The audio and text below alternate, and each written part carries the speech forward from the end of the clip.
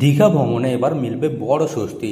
দীঘায় আসা পর্যটকদের অনেক সময় অস্বস্তির কারণ হয়ে দাঁড়ায় সামনে পড়ে থাকা প্লাস্টিকের বোতল, পলিথিন সহ নানা আবর্জনা। প্রকৃতির সৌন্দর্যের মাঝে এইসব দৃশ্য অনেক সময় পর্যটকদের মুখে বিরক্তির ছাপ হয়ে দাঁড়ায়, কিন্তু এবার সেই ছবি পাল্টে যাবে। শনিবার আন্তর্জাতিক উপকূলীয় দিবসে দীঘাকে নতুনভাবে সাজিয়ে তোলার উদ্যোগ নিল দীঘা শঙ্করপুর উন্নয়ন পর্ষদ।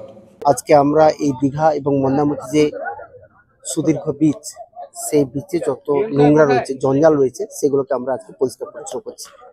ফলে এখানকার সাধারণ মানুষ, প্রশাসন এবং টুরিস্ট তারা সবাই একসঙ্গে হাত লাগিয়েছে। আজকে আমরা এটা পরিষ্কার করব। ফলে পরিষ্কার করাটা যেমন একটা উদ্দেশ্য, তেমন মানুষকে বার্তা দেওয়া, যাতে দীঘাকে এবং মন্দারমণিকে সুন্দর এবং ভালোভাবে রাখতে পারি, যাতে টুরিস্ট যারা আসবেন তারা খুব ভালোভাবে দীঘাকে উপভোগ করতে পারে। আপনারা জানেন, আগে যা টুরিস্ট আসতো, এখন এই জগন্নাথ ধাম হওয়ার পর অনেক কিন্তু আমাদের টুরিস্ট আসছেন এবং অনেক ফরেনারও আসছেন।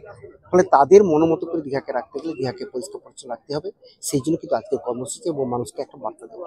শনিবার সকাল থেকে দীঘা সৈকতে শুরু হয় সেবা পর্ব 2025-এর বিচ ক্লিনিং ইভেন্ট।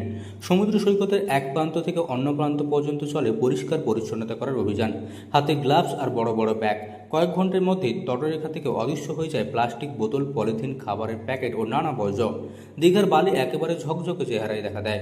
দীঘাকে নতুনভাবে সাজিয়ে তুলতে এই পরিষ্কার কর্মসূচিতে অংশ নেন পূর্ব মেদিনীপুর জেলার জেলাশাসক পূর্ণেন্দু মাঝি, দীঘা শঙ্করপুর উন্নয়ন পর্ষদের প্রশাসক নীলাঞ্জন মণ্ডল সহ একাধিক আধিকারিকবৃন্দ।